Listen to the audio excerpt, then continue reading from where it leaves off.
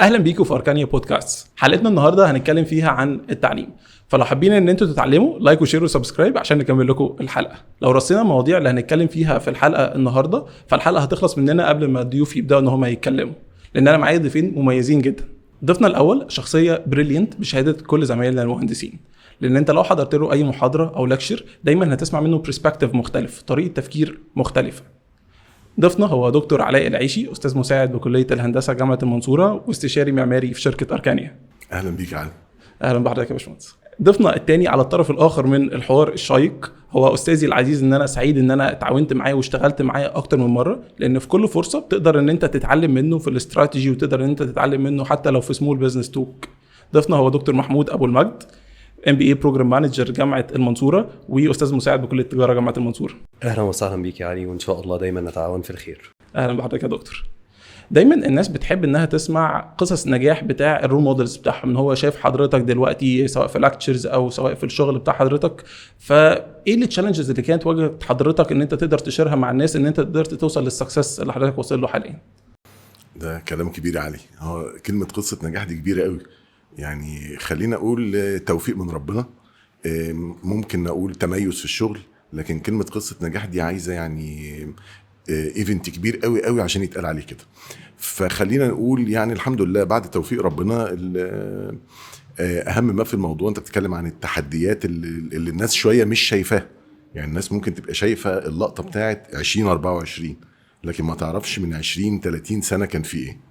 فلو ده اللي قصدك عليه يبقى خلينا نقول انه دايما التحديات اللي المعماري او المهندس بيواجهها وهو صغير بتبقى اولا المعلومه، صعوبه الوصول للمعلومه. وده اعتقد دلوقتي بقى الموضوع اختلف كتير مع وسائل التواصل وغزاره المعلومات. اعتقد المشكله دي اتحلت كتير، لكن كان زمان دي مشكله كبيره. ثانيا كانت شويه القدوه. المعماري عشان يتعلم محتاج قدوه ومحتاج مهندسين اكبر ياخدوا بايده ويعلموه. دي بصراحه نقطه انا شخصيا كنت محظوظ فيها جدا، لاني اتعلمت على ايدين ناس كتير، اتعلمت من كل واحد فيهم حاجه وادين ليهم بالفضل. يعني لو المجال يتسع يتقالوا اسم يعني. النقطه الثالثه او الصعوبه الثالثه من غير يعني خلينا نتكلم بصراحه ان احنا برضو في المدن الصغيره وفي الاقاليم الموضوع مختلف شويه غير القاهره وغير بره مصر. لانه ممكن البيئه علشان تبقى البيئه كلها متكامله، عشان يبقى فيه معماري ناجح يبقى هو عاوز يكون هو تفكيره هو ناجح، ويكون القدوه اللي بيتعلم منهم موهوبين، وبعدين يكون المجتمع نفسه بقى متقبل الكلام ده. يعني يكون العميل متفتح الذهن، يكون الجهات الاداريه تقدر الابداع، يكون الجهات الممولة عندها قدر من الوعي انها تنفذ الكلام ده وتقدره كإبداعات، وما تبقاش بتبص لكل حاجة انها قيمة مادية. فده برضو تحدي، وتحدي صعب انك تقنع البيئة المحيطة بانك بتعمل عمل مبدع وان ده هينجح في المستقبل وان ما يكونش بخيل. ده تحدي. برضو نقدر نقول برضو من ضمن التحديات انه انت مطلوب منك ان انت تعمل عمل مبدع في ظل اشتراطات وامور اداريه وامور ماليه كتير جدا تكون بتحجم من الابداع ده شويه. فانت مضطر انك تعمل يعني زي ما بيقولوا كده معادله صعبه، ازاي تلتزم بالاشتراطات وتبقى قانونيا سليم وفي نفس الوقت تحقق الابداع وتستغل الحريه اللي موجوده لاقصى درجه ممكنه. فده برضو تحدي ومن التحديات الصعبه. ومش كتير من الناس بيحبط اول ما يواجه تحدي من دول ويبدا يرجع ويقول لا انا كده مش هقدر اكمل.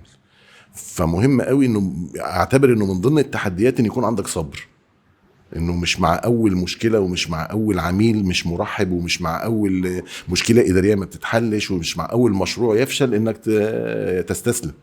لا، مهم قوي انه من ضمن التحديات دي ان يكون عندك صبر واصرار وطموح انه تقع وتقوم وتقع وتقوم مره واثنين وثلاثه وعشرة مفيش اي مشكله. فيعني نقدر نقول باختصار لو ده قصدك يبقى نقول التحديات: المعرفه، المعلومه، القدوه، الاصرار، انك توجه الراي العام وتوجه العميل والبيئه المحيطه وتقنعهم بالفكر، بس يكون الفكر اصلا يستحق، وبعدين تصر على تنفيذه. فده كده باختصار شديد يعني اجابتي على سؤال. انا عجبني قوي وحضرتك بتقول ان تقدر ان انت تقدم افكارك الابداعيه في البيئه المحيطه، وان انت رجعت اكدت عليها في الاخر ان يكون الفكر ده يستحق. ده لازم طبعا. لان الجيل الجديد دايما بيطلع ان هو شايف انا فكرتي جديده وانا فكرتي حابب ان انا اطبقها ومش لاقي مساحه ان انا اطبقها. واجهت المشكله دي وقدرت تتغلب عليها ازاي؟ كتير طبعا، كتير طبعا. ما تحط نفسك مكان دايما الشباب الصغير يتميز بانه هو عنده طموح وعنده باور في البدايات كويسه جدا جدا يعني.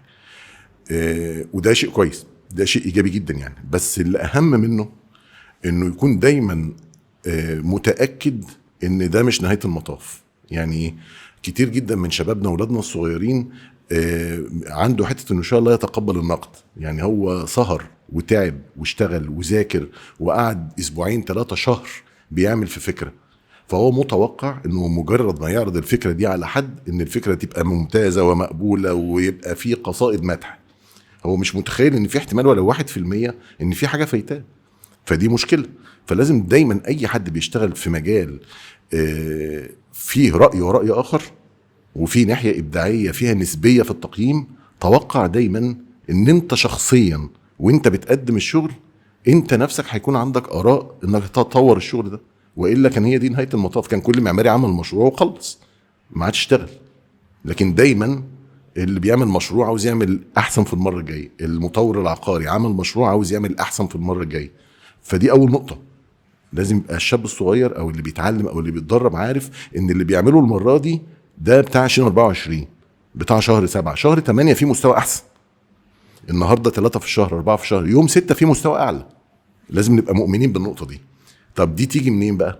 ان دايما نبقى سايب مساحه من الحريه للنقد، سواء نقد ذاتي انا نفسي لما ابص لشغلي اكون صريح مع نفسي كده ان انا عندي دروب في الحته دي لازم تتطور، واتقبل راي الناس بصدر رحب. فده اللي الواحد بيوجهه للشباب او اللي بيتدرب او اللي بيتعلم، دايما تقبل النقد بصدر رحب لان ده امر وارد جدا. رقم 2 حوله زي اللي بيلعب تنس كده، انت جاي لك كره قويه فانت لما ترد هترد بقوه برضه. كل ما كان النقد قوي ومؤثر زي ما بيقولوا كده في الجون تو ذا بوينت انت بتستفيد وهيكون الرد على نفس المستوى. فخد دايما من النقد بتاع الناس حوله لحاجه ايجابيه، انه يتحول لمعلومه او لابداع او لحل مشكله، والمره الجايه هيبقى الموضوع بشكل افضل بكتير. مظبوط. طيب دكتور محمود، ممكن تحكي لنا كده على التشالنجز والمشاكل اللي انت قابلتها في الكارير بتاعك وازاي قدرت ان انت توصل للسكسس اللي حضرتك واصل له في السن ده؟ طيب خليني اقول لك في البدايه، انا طبعا بحيي دكتور علاء جدا على الكلام الجميل عن قصص النجاح، وهي فعلا مصطلح قصه نجاح مصطلح كبير قوي على ان احنا نختزله في قصه شخص معين. بس خلينا اقول لو هنعيد تعريف كلمه قصه نجاح هقول ان كل واحد عايش حوالينا عنده قصه نجاح مختلفه. بس احنا بنعتبر ان قصه النجاح لازم تكون في حاجه كبيره قوي، حاجه عظيمه قوي. انا شايف ان الاب اللي بيسعى كل يوم علشان يوفر حياه كريمه لاولاده ده قصه نجاح عظيمه محتاجه تتحكي.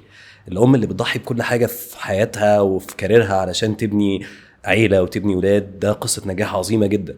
الموظف اللي بيسعى انه يعمل حاجه شريفه ويكسب حلال ويشتغل ويطور في شغله ويؤدي بامانه ده قصه نجاح عشان يروح اخر اليوم ضميره مستريح. فقصه النجاح الحقيقيه انك تكون راضي عن نفسك وراضي عن اللي بتعمله.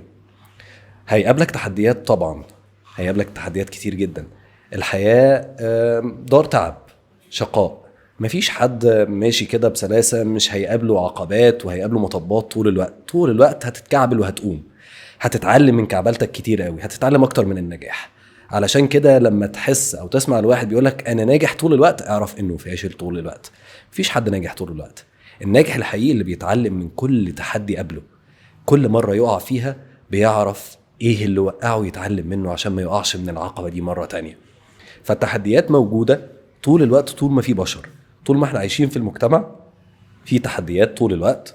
خلينا اقول لك الفرق بين زمان ودلوقتي. احنا زمان لما تخرجنا ما كانش حد بياخد بايدينا وبيقول لنا ايه اللي المفروض نعمله. ما كانش في لا موارد ولا مصادر ولا ثقافة عن التدريب ولا ايه السوق محتاج نطور من نفسنا في ايه وايه المهارات اللي السوق محتاجها. ما حدش بيدلنا على اي حاجة. احنا بنخرج بنترمي في السوق والسوق بيعلمنا. ده كان بيحصل في كل الأجيال اللي قبل كده. خلينا أقول لك إن في فرصة عظيمة دلوقتي بيقدمها إن السوق فيه كم منافسة غير طبيعية علشان تساعد كل طالب وخريج انه يفهم هو المفروض يروح فين، المفروض يعمل ايه، المفروض يشتغل ايه. فزمان ما كانش فيه اي حاجه، كانت الدنيا زمان ده خليني اقول لك انه من 10 سنين بس، 10 15 سنه 20 سنه ما كانش فيه اي حاجه، كانت الدنيا صعبه جدا على اي حد انه يبدا. ومع ذلك ناس كتير بدات ووصلت للي هي عايزاه. فالنجاح الحقيقي منوط بيك انت، بمقاومتك لاي عقبه، بمحاولتك انك تتعلم من اي مره وقعت فيها، او زي ما بيقولوا فشلت فيها، مع ان انا شايف انك اتعلمت فيها. انت كسبت قوي من كل مره بتقول انك فشلت فيها، حتى لو فشلت 100 مره زي ما انت بتقول. الفشل الحقيقي انك ما تجربش ال101. الفشل الحقيقي والوحيد الخسران هتكون انت لما تقعد وتقول كفايه قوي كده، انا مش هجرب. فالتحديات موجوده زي ما استاذنا الفاضل دكتور علاء قال. تحديات موجودة حوالينا في كل مكان، تحديات مجتمعية، تحديات مالية، تحديات في الموارد، تحديات في المصادر، تحديات ثقة في الأماكن اللي ممكن تروح تتدرب فيها كمان. لكن شطارتك إنك تحاول مرة واثنين وثلاثة وتدور. وما زال المجتمع بيقدم لنا كل يوم موارد ومصادر كتير جدا عشان تساعدنا نوصل للي احنا عايزينه. المهم علشان تنجح تعرف انت مين وعايز تروح لفين.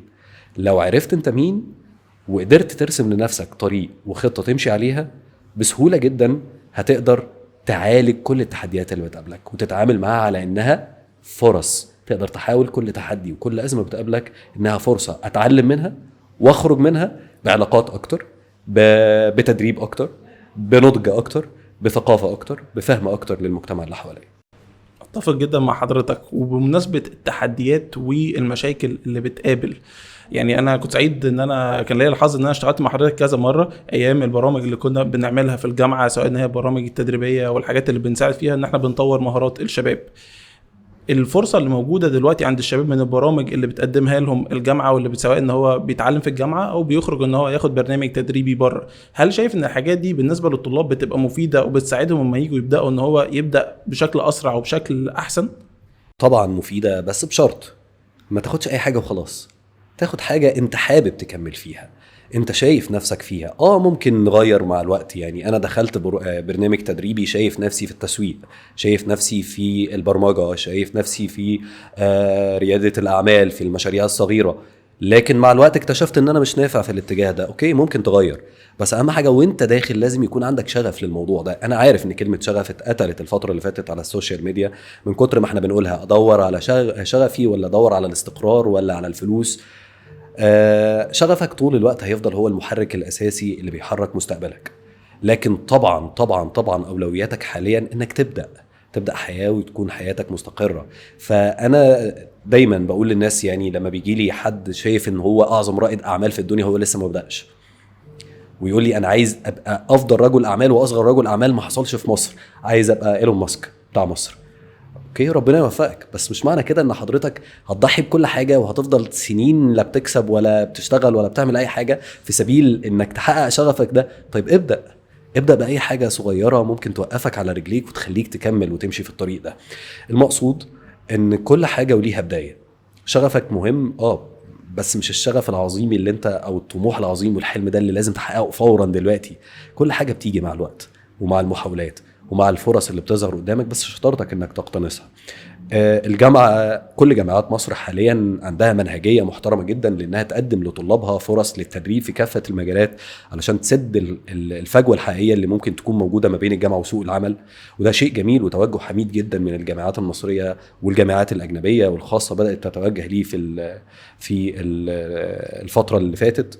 وكمان في أماكن كتير جدا متخصصة للتدريب ومعتمدة، وأماكن محترمة جدا هتديك تدريب حقيقي في السوق، هتنزلك فعلا في شركات، في مصانع، في أماكن مواقع هندسية، في أماكن للتسويق، تدربك على المهارة نفسها. يعني أنا مش عايزك بس يكون عندك النولج، أنا عايزك تكتسب المهارة نفسها علشان تعرف تطبق النولج دي.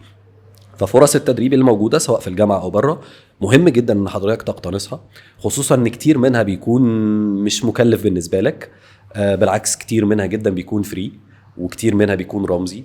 وحتى لو هتدفع فيها فلوس، لو انت مقيم الفرصة صح هتبقى الفلوس دي محطوطة في مكانها الصح. انت بتستثمر في نفسك، وده أهم استثمار هتعمله في حياتك، لأن أغلى مورد عرفته البشرية هي البشرية. مظبوط. عشان كده احنا حاليا بنحاول ان احنا دايما نطور البرامج التدريبيه تكون مبنيه على ان الطلاب يشتغل بنفسه، بياخد محاضرات نظريه وبعد كده بيبدا يشتغل في نفسه، سواء هو مهندس بينزل الموقع، سواء هو مسؤول مبيعات بيبدا ان هو يجرب المبيعات بنفسه. فده لان في حجم نمو كبير جدا في سوق العقارات. وده يجيبني لحضرتك يا دكتور علاء في سؤال محدد هنا. حضرتك من المعماريين المعروفين جدا في مصر، وده من فتره مش من فتره قريبه، ده من زمان. فحضرتك حضرت البومينج اللي حصل في سوق العقارات من بعد 2016 و2017. ايه السبب اللي حصل البومينج ده، ان الاندستري بتاعت العقارات تقدر تكبر بالشكل ده مقارنه بباقي الاندستريز او باقي صناعات تانية ما قدرتش انها تحقق نفس النجاح زي نجاح العقارات؟ لا، هو اصل السوق كله اتعلمنا فيه ان هو عرض وطلب، والعقار يعني سكن، والسكن هو الحاجه الوحيده اللي البني ادم عمره ما هيستغنى عنها. فطول ما البني ادم موجود احتياجاته الانسانيه موجوده. فالسكن هو سلعه مطلوبه مدى الحياه، ويجي وراها بقى باقي الاحتياجات الانسانيه بقى، اذا كان حاجات تجاريه، احتياجات ترفيه، احتياجات سياحه، احتياجات خدمات، تعليم، كل ده بيجي وراه. عشان كده احنا دايما بنعلم ولادنا في الجامعه في مواد كتير انه كلنا نقعد نتكلم على في مجال العماره والعمران عموما، انه في تخطيط لمناطق الخدمات، في تخطيط لمناطق الترفيه، في تخطيط لمناطق الخدمات التعليميه، في كذا في كذا. كل ده في الاخر علشان يخدم مين؟ البني ادم. والبني ادم في الاخر عشان يستمتع بكل الخدمات دي مكان استقراره فين؟ هي مشروعات الاسكان. وبالتالي دي انا تخيلي دي الاجابه المنطقيه. طول ما البني ادم عايش احتياجه للسكن لن ينتهي. ده رقم واحد. رقم اتنين، الفرص. احنا في دوله مليئه بفرص الامتدادات العمرانيه. انت بص حواليك 360 درجه، مفيش مكان في مصر مفيش فيه فرصه امتداد عمراني، سواء شواطئ او سواحل، استثمار سياحي واسكان سياحي ومجالات مفتوحه، شاطئ بحر متوسط وبحر احمر، بالاضافه ليه لنهر النيل طبعا، بالاضافه ليه حتى البحيرات الطبيعيه والبحيرات الصناعيه. فده مجال من مجالات الاستثمار في الاسكان بالنوع ده. مدن جديده حتى لو مدن صحراويه، ما دام في فرص عمل، صناعه وتجاره وتصدير ومواني، فده مكان للاستقرار والمجتمعات الانسانيه. النهارده بقينا بندور على الاستثمار في المناطق الغير مأهوله، يعني عند الواحات وعند الاطراف وسياحه السفاري والاماكن الغير مأهوله بالسكان اصلا. فبقت مجال الاستثمار للاسكان الغير نمطي، مش اللي هو مش الغير نمطي يعني منخفض التكاليف، لا. النهارده يعني اعتقد ان هو لا اذيع سرا يعني انه من اغلى تكاليف الليالي السياحيه في مصر الفنادق البيئيه. طب احنا في دليل اكتر من كده ان حتى في قلب الصحراء وعند الواحات وعلى بعد ساعات واميال ده استثمار اسكان فندقي وممكن يتحول لاسكان دائم. فاعتقد ده اجابه على موضوع ليه الاستثمار في الاسكان ضخم وقوي وواضح في الفتره دي. النقطه الثانيه من اجابتي عليك برضو حته انه الانسان دايما بيدور على الاستقرار المالي، وحته الادخار والقلق من المستقبل دي امر طبيعي عندنا كلنا. ففينا اللي بيدور على الاستثمار، انا متفق تماما مع كلمه الدكتور محمود انه بيستثمر في نفسه، يعني بيصرف على نفسه علشان يطور قدراته. فينا اللي ممكن يبقى عنده مدخرات شويه، فلا انا امن نفسي اني احط المدخرات دي في قطعه ارض، في مثلا في مدخرات مشغولات ذهبيه، في شهادات استثمار، في عقار. فمع التغيرات اللي بتحصل في اسعار كل حاجه، والقناعه ان العقار هو الحاجه الوحيده اللي سعرها ما بينزلش، ولو نزل ما يخسرش، فبقى مبدا الاستثمار في العقار قناعه شخصيه عند ناس كتير جدا. فبقى ما دام عليه طلب والشركات عندها قدره ماليه والدوله موفره مسطحات من الاستثمار، فالمنظومه كده متكامله، الدايره مقفوله. انا عندي عميل عاوز يشتري، قناعه شخصيه من المجتمع، مسانده من الدوله، شركات طموحه، اراضي تسمح بالاستثمار، مقومات ماليه، فخلاص هي كده الدايره قافله. فاذا توفرت المقومات دي ففعلا الاستثمار بينجح. ايه اللي ممكن بقى يبين بعض المشاكل؟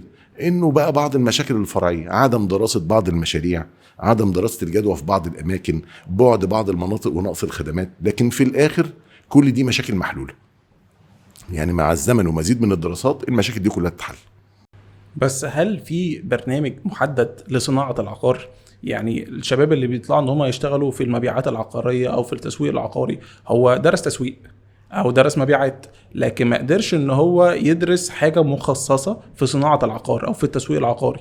فالاندستري احتاجت فتره انها دايما بتكبر، زي ما شفنا الاول في القاهره ازاي انها بدات تكبر خطوه بخطوه في القاهره، لحد ما دلوقتي في المنصوره بقى عندنا مطورين ومطورين كبار جدا زي اركانيا وزي شركات اخرى قدروا ان هم يحققوا نجاحات كتيره جدا. في مجرد بقى نقطه التعليم الخاص بالتعليم لصناعه العقار، شايف ايه التطور اللي ممكن يحصل فيه اكتر من كده؟ في كلمه واحده، التدريب. احنا عندنا شباب زي ما بيقولوا بالبلدي كده زي الورد زي الفل. هو محتاج التدريب علشان حاجتين. اول حاجه الكلمه اللي الدكتور محمود قال، انه يكتشف نفسه. هو اكيد كويس في حاجه، ما دام اتخرج من تعليم جامعي، ما دام وصل لمرحله من التعليم والثقافه، ما دام وصل لمرحله من المعرفه، فهو بالتاكيد هو كويس في حاجه. جايز تكون مشكلته انه مش عارف ايه هي الحاجه دي. اوضح لك الموضوع بشكل ابسط شويه، وليكن اسقاطا على كليه هندسه مثلا. كليه هندسه كل الطلبه في كل قسم بيمتحنوا امتحان واحد، ده بيجيب امتياز وده بيجيب جيد وده بيجيب مقبول. الامتحان في الاخر هو يعني اسهل طريقه فعاله للتقييم العادل ما بين الطلبه وبعض. لكن بعد ما بيتخرج مش معيار ان اللي كان جايب امتياز هيكون هو انجح واحد من اللي كان جايب مقبول او كان جايب جيد. ليه؟ لان هو الامتحان كان بيركز على قياس مهارات معينه، لكن مش كل المهارات. ممكن جدا جدا اللي كان جايب مقبول او جيد او طول في الدراسه قوي ده لما يتخرج مع اول فرصه تدريبيه يكتشف ان مهارته الحقيقيه ما كانتش في العمل النظري، ما كانتش في المهارات الاكاديميه، هي مهاراته اجتماعيه سوشيال. هو يجيد العلاقات مع الناس، هو بيعرف يتكلم كويس، هو بيعرف يتعرف على العميل فيعرف قدرته الماليه قد ايه ويوجهه صح للمشروع المناسب، البادجت المناسب في الوقت المناسب. طب انا عاوز منه ايه اكتر من كده؟ يعني هو لو قعد طول عمره يعمل الحكايه دي بس، انا مش عايز منه اكتر من كده. هو كده مسوق ناجح، وجايز يكون اساسه معماري او مهندس ناجح، هو نجح في النقطه دي. طب هو عرف دي منين؟ لما اكتشف نفسه من خلال التدريب. فانا تخيلي انه التدريب فايدته الاولى انه بيغربل لك مهاراتك ويعرفك انت ايه اللي تقدر تكمل بيه شغلك وتعمل لنفسك كارير ناجح. يعني انت درست مثلا في الهندسه درست تصميم تقدر تشتغل مصمم، ودرست اشراف تقدر تشتغل اشراف، ودرست كميات فتقدر تحسب كميات وتشتغل في الاداره الى حد ما ببساطه يعني، ودرست علوم انسانيه فتقدر تشتغل في العلاقات العامه والتسويق وخلافه، ودرست مواد من اقسام تانية، درست ماتيريال ودرست ستراكشر ودرست خرسانه فممكن تشتغل بعد فتره من الخبره مدير مشروعات وتحت ايدك تخصصات كتير.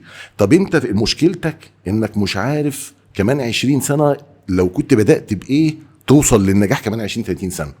التدريب شغلته كده، انه بتتدرب في فتره معينه على المهاره دي ودي ودي ودي ودي بدون ان في امتحان. مفيش امتحان، مفيش اعمال سنه، مفيش غياب، مفيش اداريات، مفيش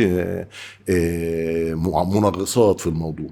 ممكن او بعد الفتره دي من التدريب ابص انا لقيت نفسي في الاسبوع الثاني للناس اللي كانت بتتكلم على برامج التصميم والاظهار. انا حابب دي، انا حابب الالوان والماتيريالز وان انا اتخيل الحاجه من زاويه واثنين وثلاثه وعندي الملكه دي، لكن ما عنديش الصبر على الشوب دروينج والرسومات والمقاسات، ما عنديش مهاره الحسابات وان انا اقعد احسب كميات، ما عنديش مهاره ان انا اقعد اتكلم مع الناس واتعرف عليهم وخلقي ضيق. مش عيب، بس اكتشفت ان انا عندي مهاره بقى في الحته دي، خلاص يبقى انا انمي نفسي وقدراتي في الحته بتاعت شغل الديزاين والجرافيكس والبرزنتيشن سكيلز.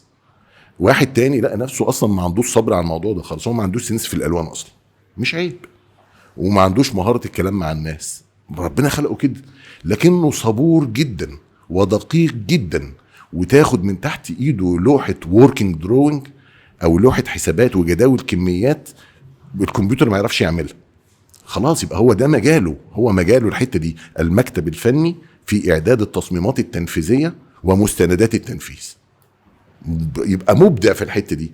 ممكن تلاقيه فعلا طول سنوات الدراسه تلاقي المواد بتاعته مقبول مقبول مقبول، يجي في الماده دي وجايب امتياز. التدريب هيأكد له على النقطه دي. فيبقى ميزه التدريب الاولى او فايدته الاولى بالنسبه للمتدرب انه بيعمل لك غربله بالبلدي كده لمهاراتك، يقول لك انت ممكن تبقى شاطر لان عندك بدايات جيدة في المهارة دي والمهارة دي. مش معنى كلام انه خلاص يهمل الباقيين، لكن قصدي البداية الصح اعمل استرس على دول. دي اول نقطة. تاني نقطة في فوائد التدريب بالنسبة لك بقى، انه تبقى فاهم انه التكرار هو اللي هيحولك من متدرب او مهندس مبتدئ لمحترف. انا دايما مقتنع بمقولة مش فاكر بصراحة هي مقولة مين او جنسيتها ايه، انه يقول لك انت لو بتلاعب حد ما تخافش من اللي اتدرب على 1000 ضربة كل ضربة مرة، لان هو اتدرب عليها مرة. اللي تخاف منه بجد اللي اتدرب 1000 مرة على ضربة واحدة. ليه؟ لانها اتحولت من عمل او مهنة لعادة.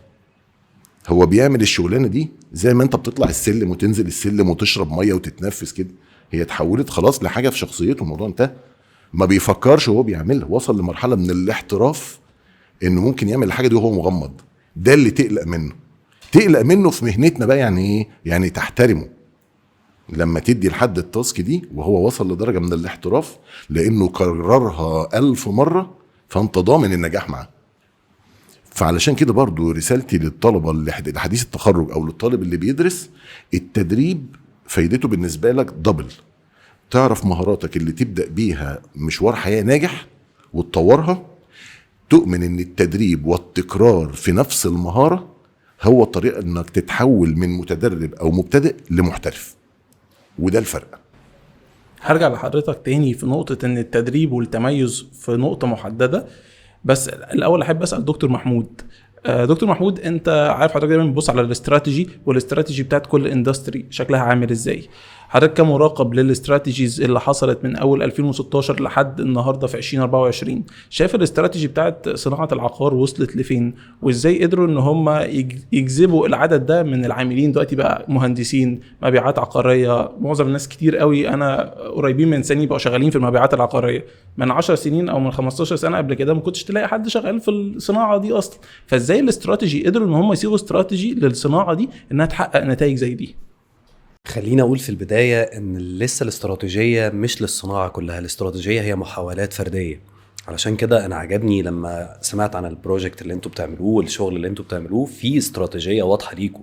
ففي اماكن شغاله في صناعه العقارات، والمطورين العقاريين شغالين باستراتيجيه واضحه، حابين يوصلوا لمكان معين. لكن اللي بيحصل في الصناعه في شويه لسه عدم وضوح للرؤيه، مش استراتيجيه متكامله. على الرغم ان انا شايف ان في فرص كويسه جدا في المستقبل. زي ما دكتور علاء قال، مصر من اكتر الاماكن اللي موجوده في العالم ممكن يكون عندها فرص للامتداد العمراني والتطوير العقاري وصناعه العقارات. احنا عندنا فرصة مش زي دولة او 2 ممكن تبقى عندنا مكان صغير نعمل فيه تطوير عقاري وننشئ مدينة سياحية وخلاص خلص الموضوع. لا، احنا عندنا 1,000,000 كيلو متر مربع. فبالتالي مصر مليانة بالفرص المتاحة للتطوير العقاري والشغل في صناعة العقار. احنا مش مجرد مدينة صغيرة او دولة صغيرة فيها فرصة واحدة هتبني مدينة ساحلية او مدينة سياحية وتنتهي. مصر مليانة فرص انها تفضل طول الوقت في صناعة العقار، تنمو وتكبر وتزدهر جدا.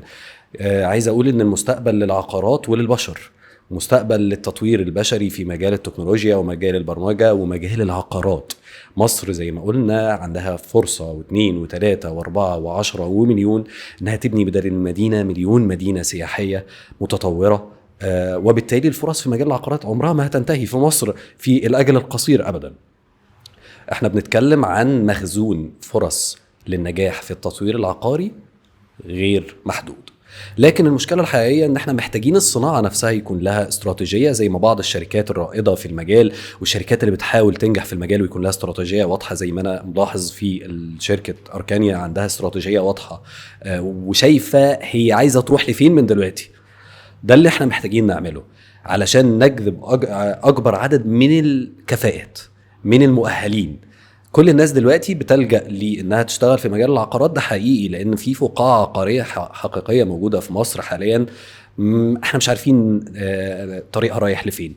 لكن انا بأيد كلامك جدا ان فرص النجاح موجودة. للتطوير العقاري، فرص العمل في مجال العقارات والتسويق العقاري والمبيعات في شغل العقارات وفي شغل البناء والتشييد والعمارة وغيره، فرص كبيرة جدا وكتيرة جدا. والفرص لسه جاية في البناء المستدام، والفرص البنايات الصديقة للبيئة، وفرص السمارت بيلدينج والحاجات دي كلها. ده كله بيفتح فرص جديدة كل يوم في مجالات متنوعة في مجال صناعة العقارات والتطوير العقاري. لكن زي ما بقول لك احنا بس محتاجين يكون الاستراتيجية للصناعة نفسها واضحة، وده اللي احنا بنأمل ان الحكومة تكون شغالة عليه، لان انا ملاحظ ان فيه اهتمام من الحكومة في الاتجاه ده. فاكيد في رؤية ان شاء الله هتتضح في الفترة الجاية للمطورين العقاريين بشكل يكون اشمل واوقع. بأيد اي حد حابب يتجه من الطلاب لانه يطور من نفسه في مجال صناعة العقارات في اي تخصص او مهارة هو شايف نفسه مميز فيها، طبعا بأيد ده جدا. لكن محتاج تدرب نفسك كويس قوي، تأهل نفسك كويس قوي، علشان لما تنزل تشتغل تكون عارف انت بتعمل ايه. ده يجيبنا النقطة حلوة جدا، وهي الأشخاص اللي ورا الشركات العقارية. هل البيبل ان ريل استيت أو الأشخاص اللي ورا الشركات العقارية يا دكتور بيختلف الرؤية بتاعت كل مدير تنفيذي للتاني، كل شركة للتانية؟ هل ده بيأثر، ولا هو فكرة ان هي بروسيس واحدة الناس بتمشي فيها فكله بيوصل في الآخر؟ لا طبعا الموضوع بيختلف جدا طبعا. ان يكون اللي بيدير او بيحط الخطه او يحط الاستراتيجيه هو اصلا عنده رؤيه، الموضوع يختلف جدا. لانه هو برضو مش سر يعني الاستثمار او التطوير العقاري في مصر مدارس. في مدرسه بتدور على الكم، بمعنى انه الانتشار على مساحات كبيره وباعداد وحدات كبيره، وده بيحقق مبيعات ضخمه، ممكن يكون هامش ربح اقل، لكن في الاجمالي العام هو حقق مبيعات او ربح مستهدف اللي هو عاوزه عالي جدا. وفي مدرسه تانية، المدرسه الكيفيه، هو ما يهموش ان هو يعمل 3-4 مشروعات في السنه، هو يعمل مشروع واحد كل 2-3، لكن يهمه الجوده على مستوى الانشاءات، على مستوى التشطيبات، على مستوى الصيانه، على مستوى الحياه الاجتماعيه وجوده الحياه نفسها، وبيخاطب فئه معينه من الناس. وجايز جدا تلاقي ان هو عوض ان هو عمل مشروع واحد في 2 في القيمه، وفي الاخر حقق نفس الربحيه بتاعت التاني اللي اشتغل بالكم. طب مين اللي اختار دي ومين اللي اختار دي؟ لا دي بقى رؤيه شخصيه. في ناس رؤيتها كده والناس رؤيتها كده، وفي ناس بتبلغ درجه من الاحتراف ان هو كانسان بيدير شركه بتعمل في مجال الاستثمار العقاري او التطوير العقاري، انه يبقى عنده المهاره والحكمه، يقول ان المشروع ده هشتغل فيه بالاستراتيجيه الكميه، لان الفئه المستهدفه اللي عندي ليها قدره شرائيه معينه، وعندي طلب يكفي هذا الكم من الوحدات. يبقى القرار السليم في المشروع ده ان انا اشتغل كده. على النقيض في مشروع تاني في مكان تاني لفئة مستهدفة تانية باستراتيجية تانية، مش هشتغله بالشكل ده. لا ده انا هشتغل، هقعد انفذ في المشروع ده 3-4 سنين، لاني بستهدف فئة اقل بس ببادجت اعلى، وبتدور على الكيف في الموضوع.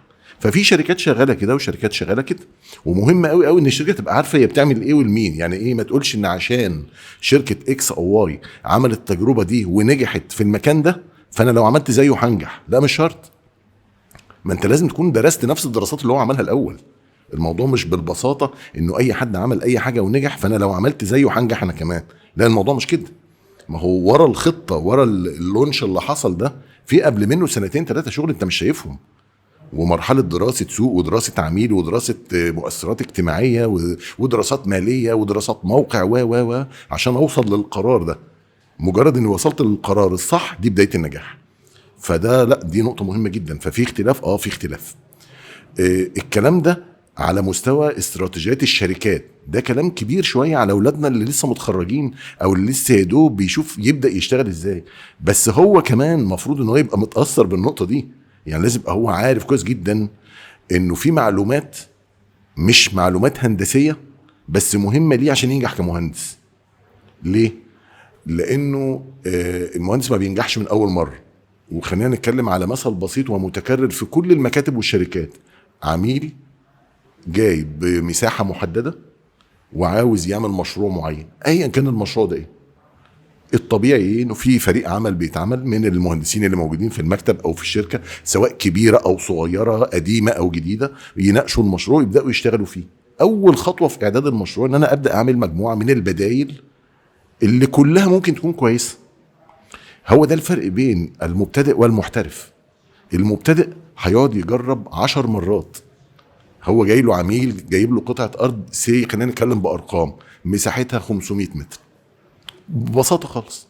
في كام بديل عندي بديل ان انا اعمل ال 500 متر دول شقه واحده، وعندي بديل ان اعمل ال 500 متر دول شقتين كل شقه 250، وعندي بديل ان انا اعملهم 10 شقق كل شقه 50، وعندي بديل ان انا اعملهم سكني، وان انا اعملهم اداري، وان انا اعملهم تعليمي، وان انا اعمل واعمل. كل دي بدايل مطروحه وافكار مطروحه، وممكن العميل جاي مستثمر، هو جاي يستثمر وخلاص. استقر على البديل الصح ازاي؟ دي معلومه غير هندسيه، دي معلومه تسويقيه. ان انا انزل بقى بنفسي اعمل سيرفي كده وادرس الموقع واحتياجات الموقع ايه، وقدره العميل ايه، والمبيعات المتوقعه، سعر الارض كام، وسعر التكلفه كام، والسعر المتوقع للمبيعات قد ايه، هو اصلا هيعمل مبيعات ولا هيعمل ايجار ولا هيعمل ايه بالظبط. وبناء على القرارات دي ابدا اتخذ القرار، سكني ولا اداري ولا تعليمي. سكني. مستوى عادي ولا متوسط ولا منخفض، ولا هعمل استوديو؟ لا هعمل استوديو. الاستوديو مساحته 30 متر ولا 40 ولا 60، ولا اوصل لشقق 100 متر؟ لا هعمل 50. قابل للضم ولا غير قابل للضم؟ لا قابل للضم. هيستغل طول السنه ولا فتره معينه؟ لا ممكن يشتغل طول السنه. كل دي قرارات. طب لو ما عملتش السيرفي واكتسبت المهاره بتاعت البحث ما قبل التصميم، ما قبل الاداء الهندسي، هعمل ايه بقى؟ هقعد اجرب في كل البدائل دي واستهلك وقت ومجهود واجور ناس فلوس، والعميل لما يجي المره الجايه عشان الاجتماع رقم 2 يلاقي ان انا عملت له 3 4 افكار جاهزه مفيش ولا فكره منهم هي اللي داخله دماغه، وبالتالي انا عمال استنزف في وقت وازهق الراجل واستنزف في وقت مهندسين، واوصل لمرحله من الايه، مش عايز اقول اليأس يعني، بس ايه، انت عارف كتر المحاولات الفاشله، احنا بشر نفسيا بتبدا تتاثر. بينما لو شويه جهد بعيد عن الهندسه شويه يوصلوك على الاقل بدل ما تبدا تجرب في 10 بدائل تجرب في 2 3، فبتاثر الوقت بسرعه. ودي نقطه مهمه جدا للي بيتدرب، انه يعرف انه مش معنى ان هو مهندس انه ما يلزموش معلومه استثماريه او معلومه تسويقيه او معلومه اجتماعيه ونفسيه، ان انا اقرا نفسيه اللي قدامي ده. هو العميل اللي جاي بالمواصفات دي هو نفسيته وشخصيته، هو بالبلدي كده هيبيع ولا هيأجر؟ هو شخصيته من ايه في دول؟ لان بناء على شخصيته دي انا هاخد قرار. هو الهدف هو بيعمل مبنى خاص ولا من للاستثمار؟ طب لو الاستثمار هو عاوز يبيع لناس قليلة بقدرات مالية عالية ولا ناس كتير بقدرات مالية منخفضة؟ لو عرفت شوية المعلومات دي بدأت صح. إذا بدأت صح أنت مستفيد لأنك هتخلص المشروع بسرعة، العميل مستفيد لأنه هيبدأ تنفيذ بسرعة، بتاع التسويق مستفيد لأن أنت قطعت له نص المشوار، أنت اديت له الماتيريال الصح اللي هو يقدر يسوق عليها. كتير جدا من زمايلنا في التسويق يكلمني يقول لي مثلا انا مبسوط من المشروع الفلاني، انت سهلت عليا نص الطريق. انا بقول الكلام اللي انت قلته لما كنا بنتناقش في ورش العمل في التصميم وبلاقي الناس مقتنعه بيه جدا. في بعض الاحيان التانية مش كل حاجه بتطلع ناجحه، يقول احنا تعبانين في التسويق في المشروع ده، احنا كنا خدنا قرار وعملنا مساحات معينه ودلوقتي بنحاول مع الناس لكن المساحات دي كبيره عليهم. وساعات العكس، كل الناس ما تيجي يقول لي لا ده المساحه دي صغيره عليا، ده انا محتاج طلبات كذا وكذا وكذا. فدي غلطه مننا، كان المفروض ندرس الاول عشان نحقق طلبات الناس ونسهل الموضوع على كل الناس. خلاصه النقطه دي عاوز يعني ايه الخصها لك في كلمه او في كلمتين، انه الشطاره انك تعمل الحاجه الصح في المكان الصح. اذا ما درستش ما وراء الهندسه ممكن تعمل الحاجه الصح في المكان الغلط او في الوقت الغلط، تعمل مشروع حلو جدا، شقه ملهاش حل لكن مش للعميل ده، هي بتاعت عميل تاني في مكان تاني. انا كسبت خبره واتدربت مره واتنين وما تزعلش، بس خلي بالك لا المكان المفروض ان نعمل كذا كذا كذا. دي النقطه الفايده الكبيره التانية من التدريب، انها بتدربك انك تقرا اللي قدامك وتقرا المحيط اللي حواليه عشان تاخد القرار الصح من بدري، فما تتعبش نفسك وتتعب الناس اللي معاك. في النقطة اللي حضرتك بتقولها دي بالذات، ده الكور بتاع اللي احنا شغالين فيه. احنا اساس الشغل بتاعنا في الأكاديمية ان احنا نقدم برامج تدريبية في القطاع العقاري، عشان التسويق يبقى فاهم المهندس طريقة شغله عاملة ازاي، يبقى فاهم المهندس التنفيذي عامل ازاي، يبقى فاهم المعماري اللي مصمم هو صمم على اساس ايه، فيسهل عملية التواصل ما بينهم، ان هم يقدروا يوصلوا في البرودكت بتاعهم، ان البرودكت بتاعهم يقدر ان هو ينجح في الاخر. فده يجيبنا هنا لنقطه التيم وورك او نقطه الفريق بشكل عام. زي ما دكتور علاء كان بيتكلم دلوقتي، كان بيتكلم ان في اكتر من فاكتور او اكتر من عامل شغالين مع بعض ان هم يوصلوا ان المشروع يكون ناجح.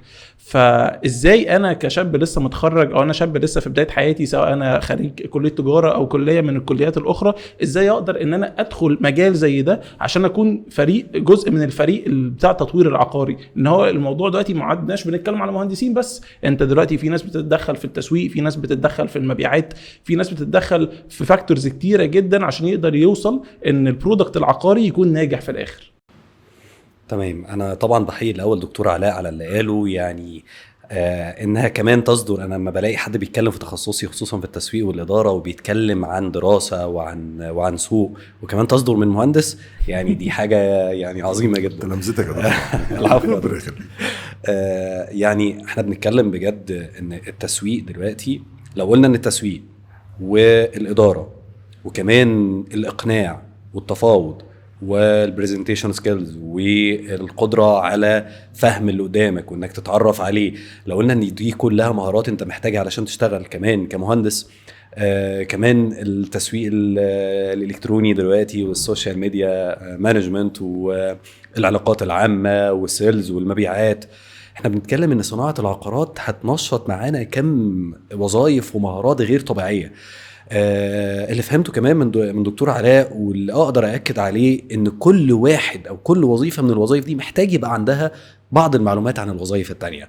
يعني المهندس محتاج يبقى عنده معلومات عن التسويق علشان يعرف ان التسويق مش مجرد مبيعات. التسويق بيبتدي اصلا قبل ما تعمل العقار، قبل ما تنشئ اي حاجه، قبل ما تفكر هتعمله فين. التسويق هو اللي بيحدد لك طريقك، هو اللي بيرسم لك انت المفروض تعمل ايه قبل ما تشتري الارض بالظبط، علشان يسهل عليك بعد كده السيلز والمبيعات. زي ما دكتور قال، التفاوض والاقناع مع العملاء بعد كده هيبقى سهل جدا وهتقطع نص الطريق لو انت مختار المكان والموقع والتصميم والاختيار الصح. فاذا المهندس محتاج كل المهارات دي، انه يكون عنده على الاقل جزء من المعلومات دي.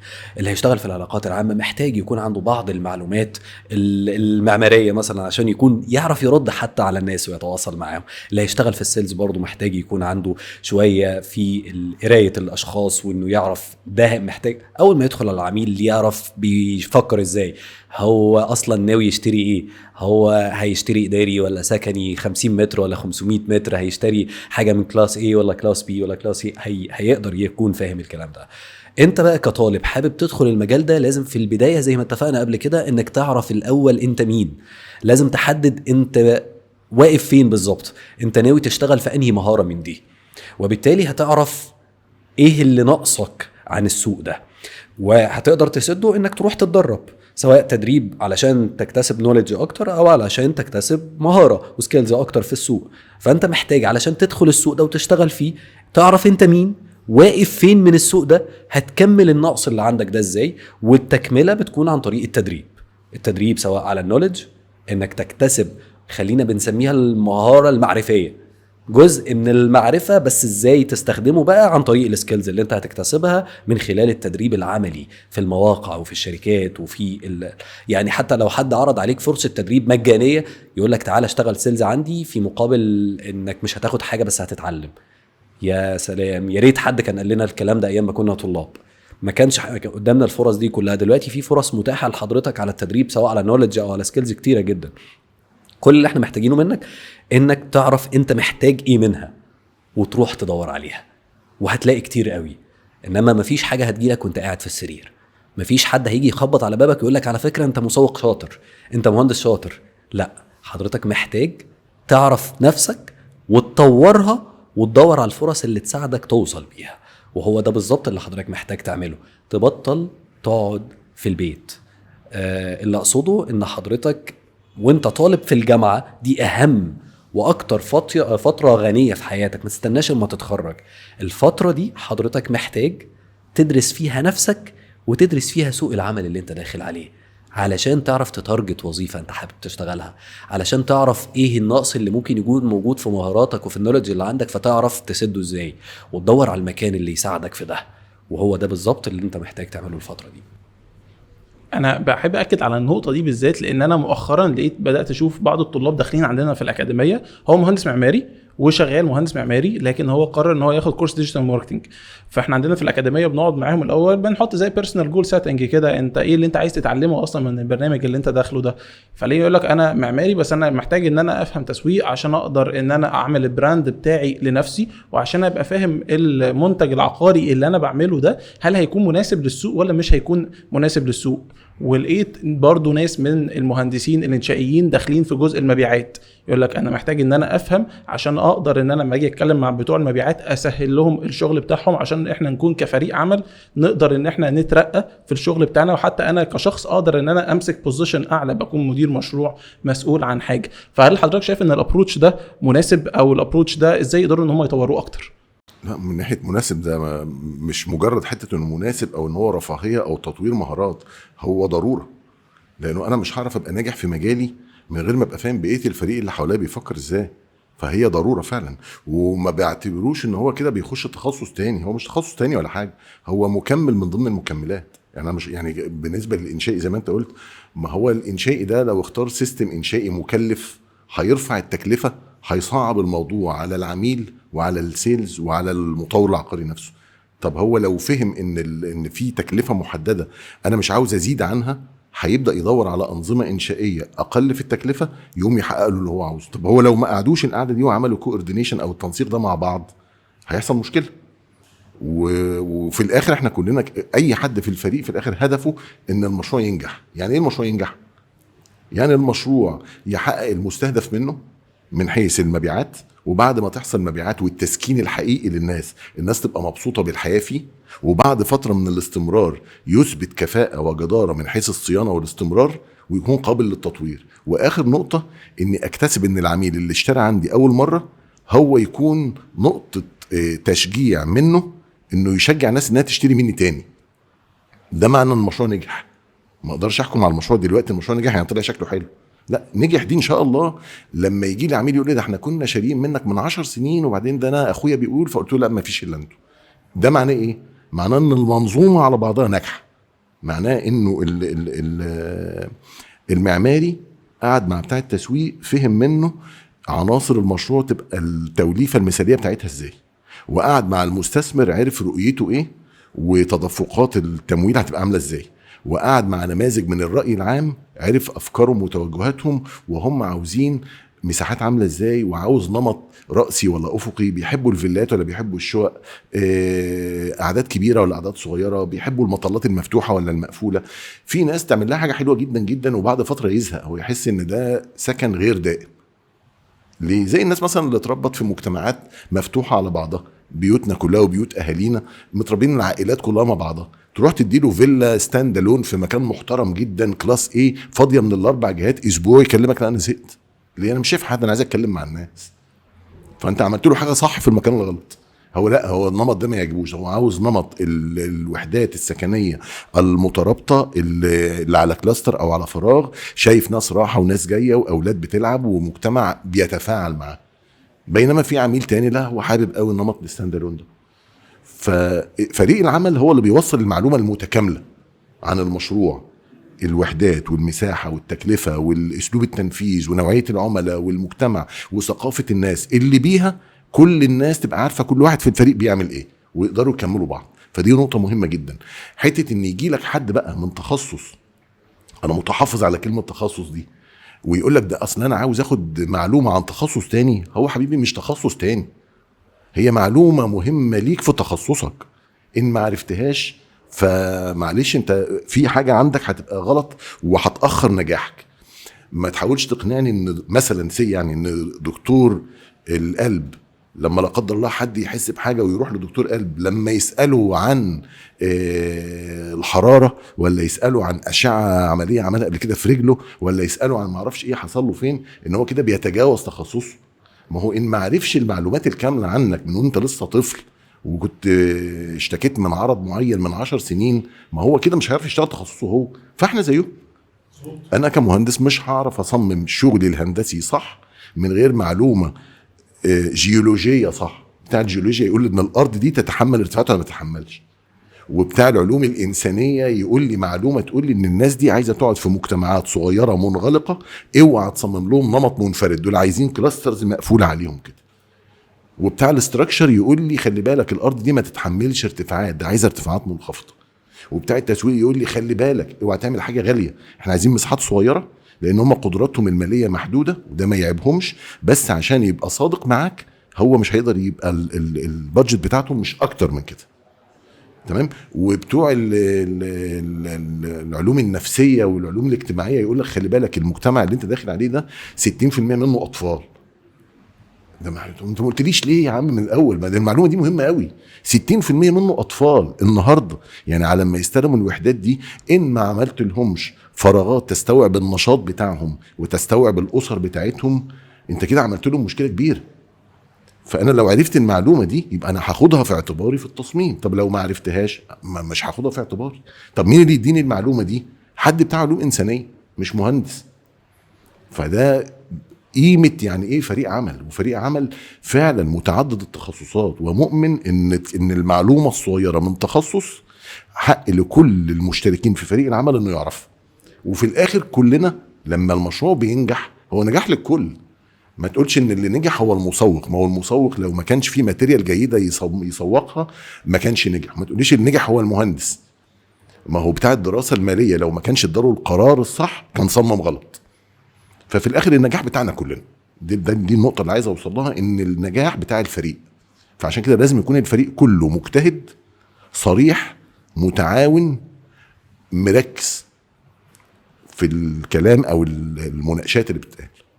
طب لو حبينا ان احنا ندي زي توصيات نهائيه كده للشباب اللي لسه بيتخرجوا، 3 توصيات من حضرتك تقول له 1 2 3 دي حاجات تكون انت شغال عليها طول ما انت لسه بتدرس او انت في اخر سنه او لسه متخرج، عشان تقدر ان انت تكون كارير ناجح بالذات للمهندسين، حضرتك نصيحتك ليهم تبقى ايه؟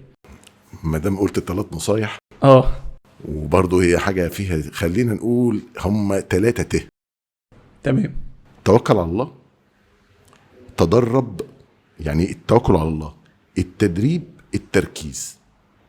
دول 3 نصايح. توكل على الله، خد بالاسباب.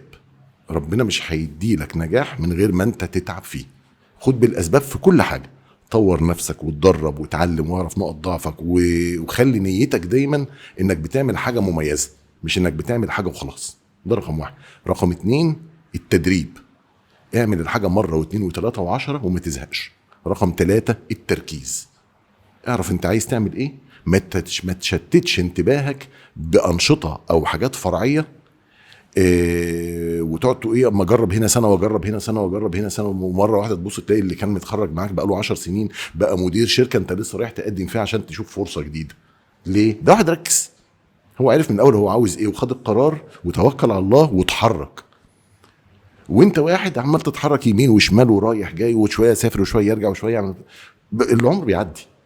فانا ما دام قلت 3 هم ال3: توكل على الله، تدريب، تركيز.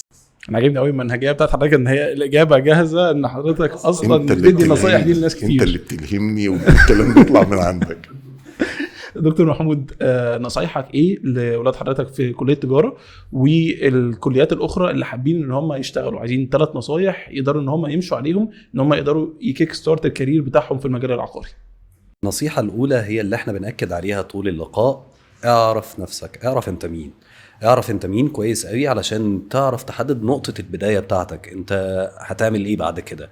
عايز تتدرب، عايز تسد الفجوة اللي بينك وبين متطلبات سوق العمل بتاعتك؟ طيب لازم اعرف انا مين، لازم اعرف انا عايز ايه من الدنيا، طموحاتي بتاعتي.